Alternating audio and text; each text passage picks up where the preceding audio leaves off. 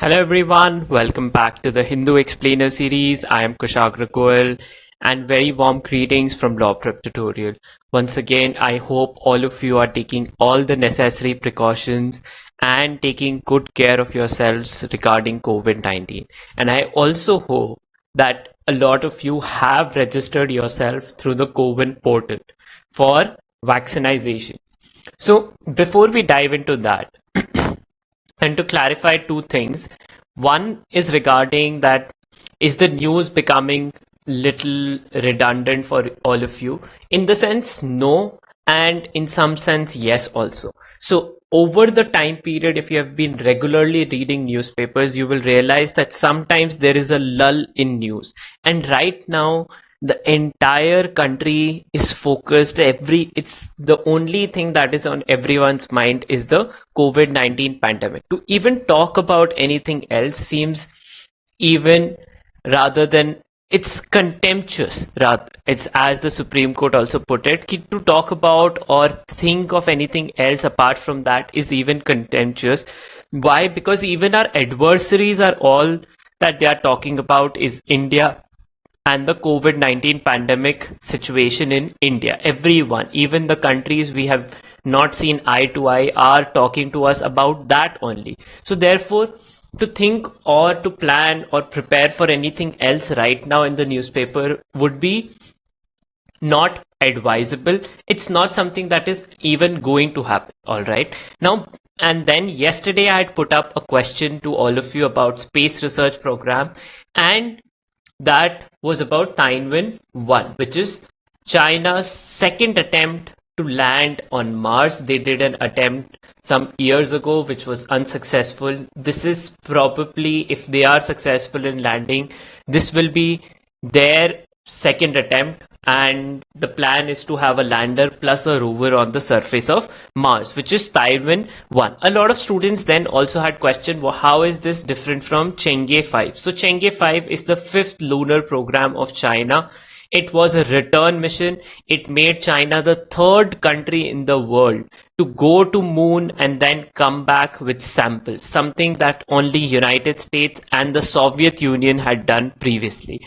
So Chang'e 5 landed back on the surface of Earth around 16th December in Mongolia. The details of the mission about the samples that were returned from lunar surface will be shared with UNO and other space research organizations. Whenever that is done, we'll get to find this is humanity's first attempt to also bring samples back after 4 decades of doing nothing with regards to lunar research. See, the surge of lunar research has started only after Chandrayaan 1 found that there was ice water on submerged under the surface of moon. That see, there is possibility of doing something with the moon, because when Soviet Union and Apollo missions had taken place, they had realized that there is only dust and there is no utility, we can't do anything. But now with advancement, all of this is new realization. So kudos to all of the users who actually took out the time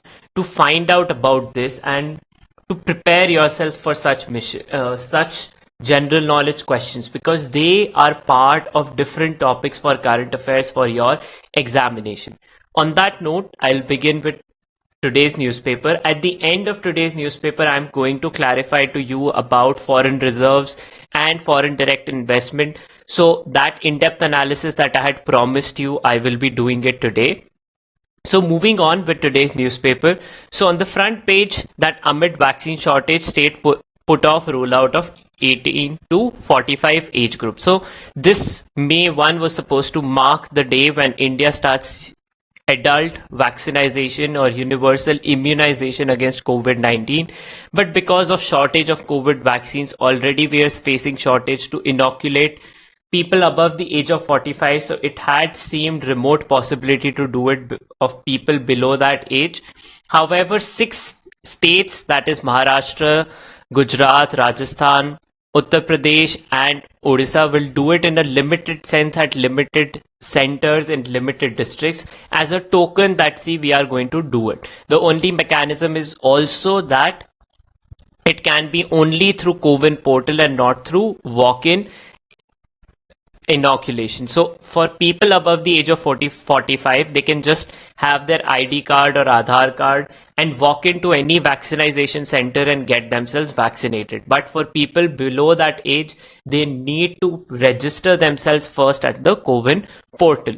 So Supreme Court yesterday carried on with its hearing and made important remarks for us to note down. So the first thing that a lot of you must have come across, people asking for help on social media for plasma, for oxygen, for any info about where beds are available. This is something that has happened across the country where social media is being used for that regard. In that response, the government of Uttar Pradesh and Chief Minister of Uttar Pradesh has stated that they will clamp down on any such request which creates panic.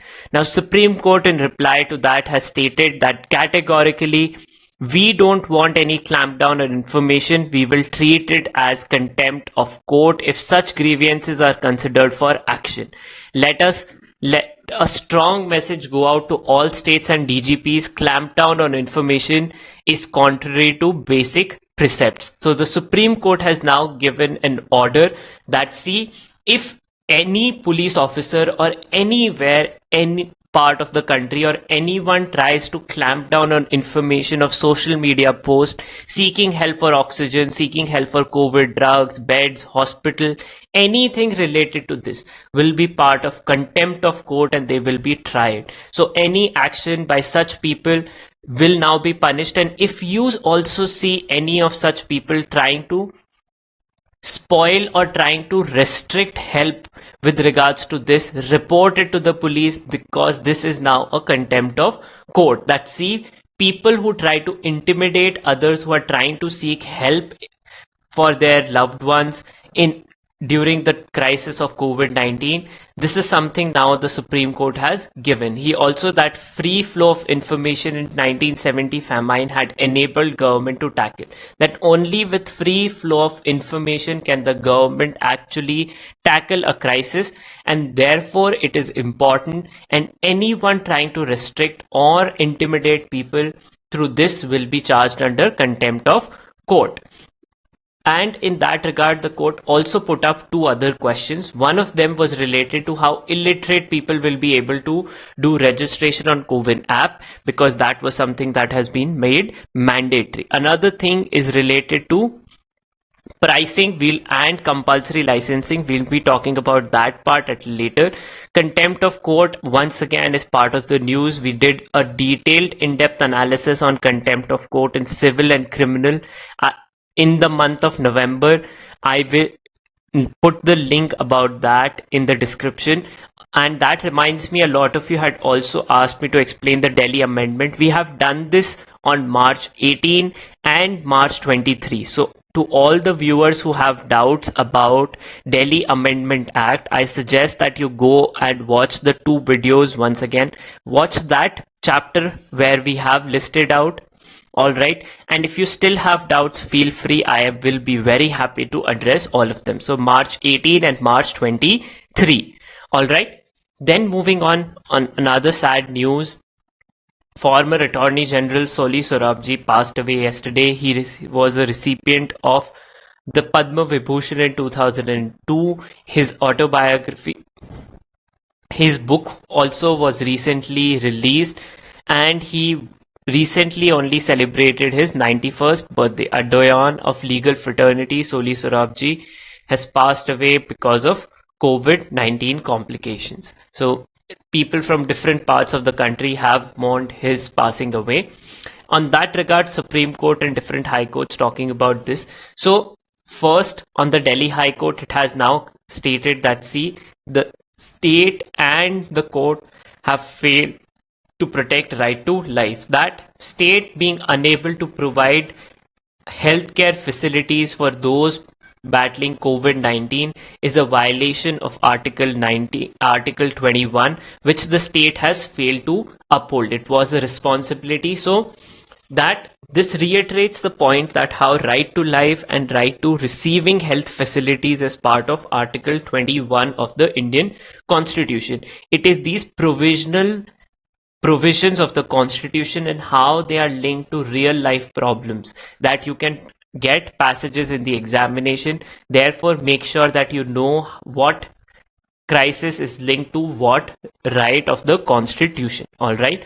Then on the left hand side, the Supreme Court has also given an order that the central government owes special responsibility towards the capital of Delhi. That capital of a country is the microcosm of citizens of the entire nation, and therefore the central government has to do away with politics and actually get down to providing the facilities that are required. Then moving on, apart from this, on the national news, so what was earlier believed and something that the court has also raised out of vaccine inequity is now being proven correct, that while majority of the states, that out of 28, only 6 states in limited districts will be able to provide vaccines to people. Private hospitals are stating that they will be able to give jabs to people above the age of 18. So this is once again the difference between rich and poor. Those who have the money will be able to do it. A public healthcare crisis is once again becoming a magnification of inequality in India, that the rich are able to procure the vaccines directly from manufacturers, while the sovereign state, which receives our taxpayer money, which is supposed to uphold our federal rights and fundamental rights, is unable to get us minimum tool to fight the pandemic, which is vaccines. So different private hospital chains such as Fortis, Apollo and Max hospitals have stated they will be providing jabs to people. Then moving on the other day, apart from this, on the editorial front. So the main editorial, felled by insensitivity and incompetence, raises questions about the overall governance model of the Bharatiya Janata Party, where their purpose is not governance but actually to create a Hindu Rashtra, and that how the government in general lacks compassion because it sees compassion as a sign of weakness, something that this is not part of their politics, and thus the people in the country will only have to deal with everything on their own. This is part political theory, so thus not relevant for us from the examination point of view. Then on the left hand side, a timely warning. So Supreme Court's caution, this is about Supreme Court raising concern about or police trying to crack down on information. So this is something that has been confirmed, that I talked about on the front page only, that the comment obviously was in response to utterly despotic threat issued by the UP Chief Minister Yogi Adityanath, that those spreading information, misinformation or rumor will be detained under National Security Act. This was because he claimed there was no shortage of oxygen or anything in his state, but people are actually needing it, and therefore the court has now stated that this will be treated as contempt of court. So what this means is, first, that any move that stifles such criticism or belief that there is a problem of managing perceptions will be of no avail if the infections and body count keep rising alarmingly and the health system draws to a collapse. That curbing information, all of this is not going to bear any fruit until and unless the actual crisis is dealt with. The second editorial also talks about how different governments in India, especially the focus of it is on Gujarat, which has not been reporting the number of deaths correctly, and there are different states also that have been guilty of doing this, where they have not declared the total number of deaths and trying to restrict that number. So this is something that different media organizations across the world are also stating, that India is underreporting the number of dead people. There is already factual information that majority of Indians die inside homes, and for a majority of them, that is 14% of deaths, are not even registered. So this shows that a country which already lacks the overall mechanism to provide for correct information of dead people, and then is definitely restricting the total number. This is something that is not being advised. It is important that you call out the correct information, because only when you know the scale of the problem can you take measures against it. Then the second editorial is more important from foreign policy purposes. This is about a rising sun in India-Japan relationship. So Prime Minister Yoshihide Suga, he is the appointee of Shinzo Abe, who has been at the forefront of interlinking India and Japan.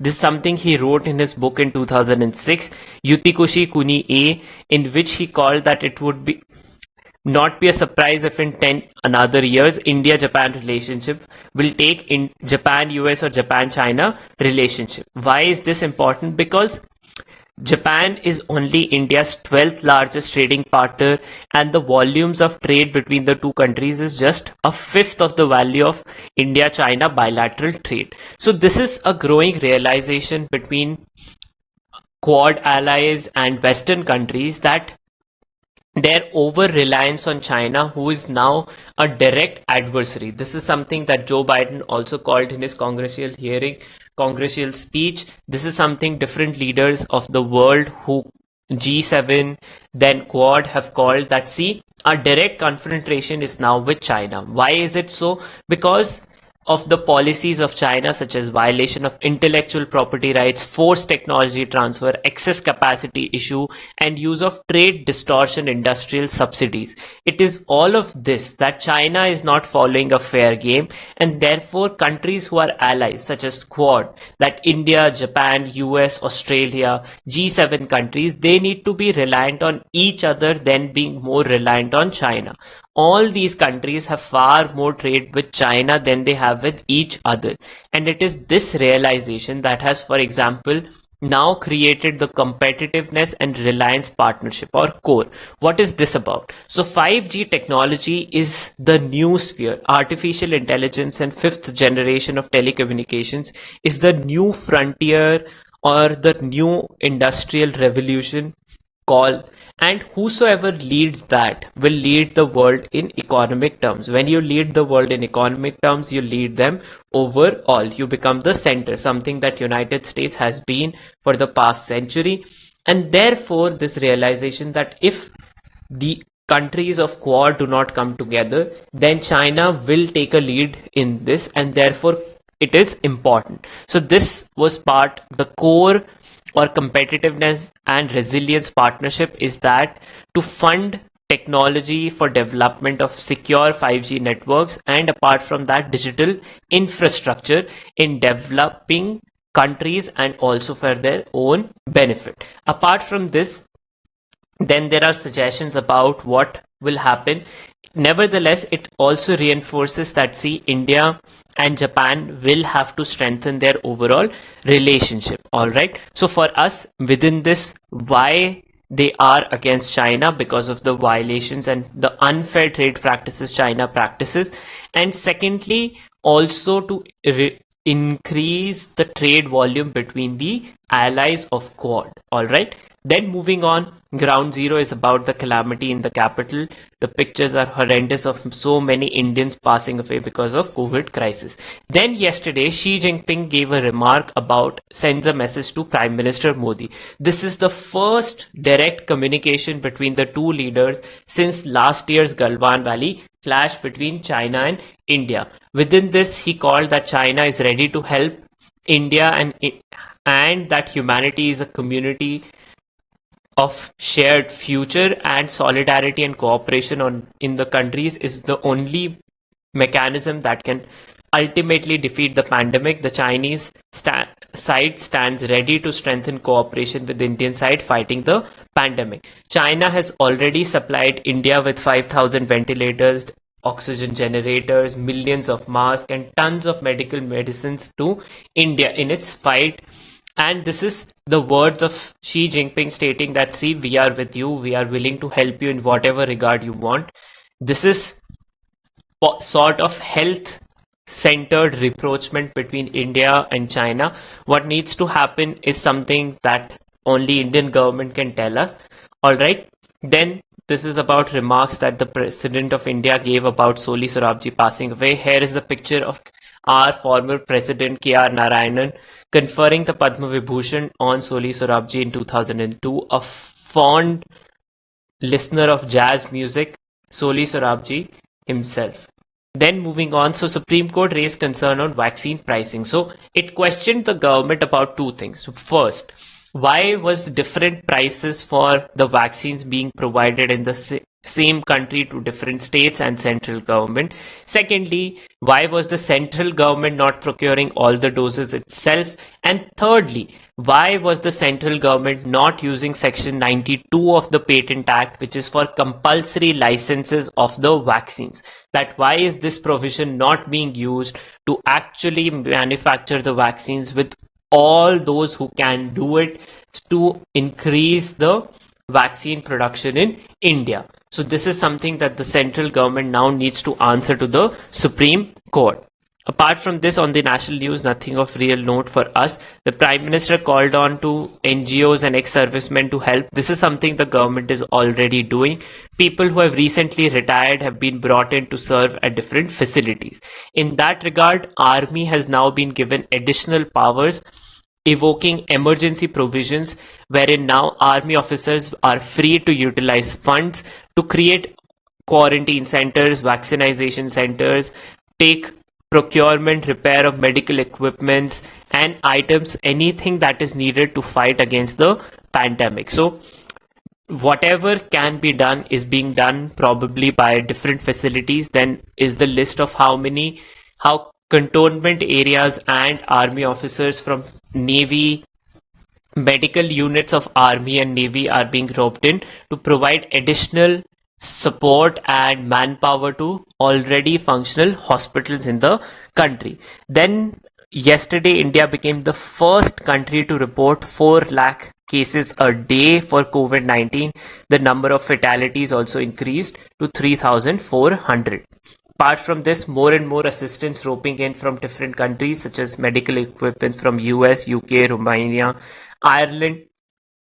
And then moving on to international news. So another tragedy happened in Jerusalem, in Israel yesterday, and in a stampede 45 pilgrims passed away. So what was the occasion? Where did it happen? So this happened at the 2nd century tomb of Rabbi Shimon bar Yochai, a 2nd century Talmudic sage who was an ultra-Orthodox Jew.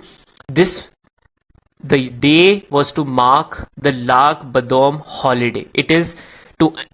So the holiday is in remembrance of a plague or the end of a plague, but it's surprising that it's something that to celebrate an end had caused more suffering to humanity, that a celebration to enjoy the end of a suffering has created more suffering. So this is happened at this tomb, and the festival under which it happened is also becomes important to be noted down. So Lag Omer is the holiday or the function where on the day when the festival was taking place. Where was it? It is at Meron, is a place in Israel, and the site was Rabbi Shimon bar Yochai's tomb. He was a Talmudic tomb of Orthodox Jewish religion. All right. So 45 people passing away in this stampede. Then moving on, amid US exit. So United States began exiting troops. 500 of them were airlifted. Now only 2,000 remain. Reports have come in that actually US had a secret protection agreement with Taliban, a ring of protection agreement probably with Taliban, where Taliban will not attack US forces but will attack Afghan forces. The overall fighting between Afghan and Taliban has intensified ever since the Doha agreement between US and Taliban. And in that regard, 100 security personnel of Afghan security forces have passed away very recently.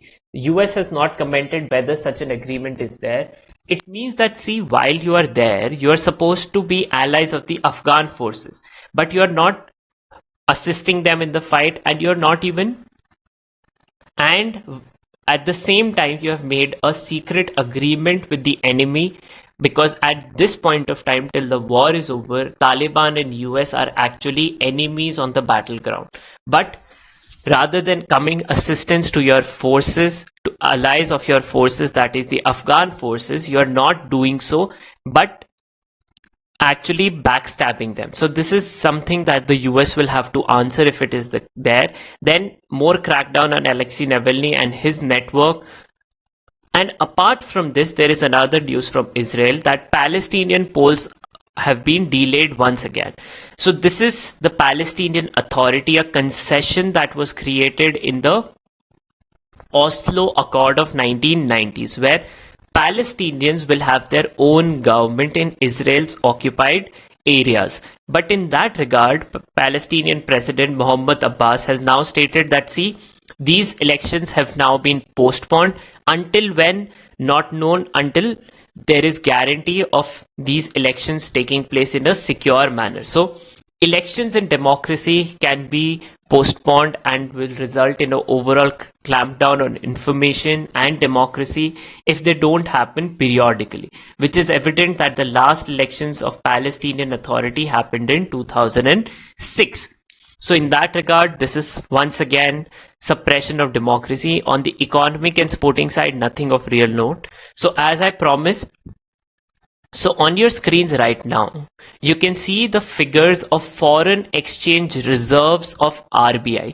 This is the latest bulletin of RBI. Every week, RBI comes up with reserve, gives out the list of reserves it has in foreign currency assets, gold, special drawing rights, and a reserve proportion with IMF or International Monetary Fund. So India in total has foreign currency assets of 5,41,647. Now what is these reserves?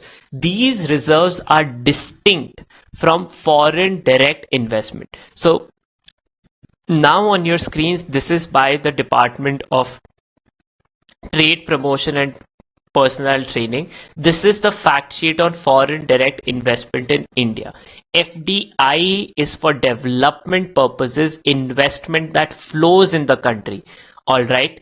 And these are foreign exchange reserves, currency of another country that we keep to pay for our imports. Whenever you pay for imports, you need to have currency of another country. Why? Because, for example, the US dollar, India maintains majority of its foreign currency assets in US dollar because we import oil and payment for that has to be paid in US dollars. So foreign exchange reserves are those that the central bank maintains for its liabilities, whereas foreign direct investment is the investment that foreign investors put in different ventures in Indian economy.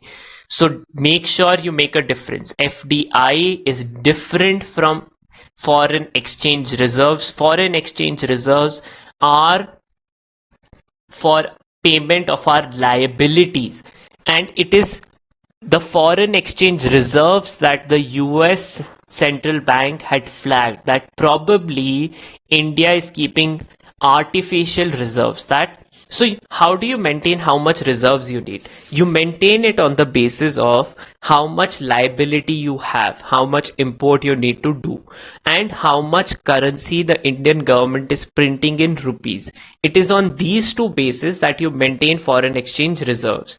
Until you have reserves, you can't print more and more cash or currency notes. So for example, if someone comes up, why doesn't the government just start printing more 2000 rupee notes and start giving it to people?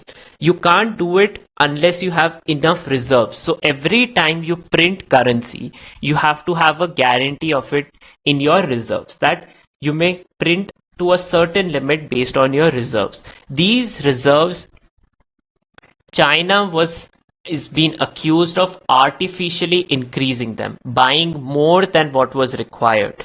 India maintains this much. Indian RBI has stated there is no such thing of we artificially doing it. All right. So this is the difference for all those who have been confused. So foreign exchange reserves is for liability. FDI is for investment. When there is higher FDI flows, the explanation is that there is higher return possible in the country. That determines the overall demand in the economy, overall investment hub of the country. All right.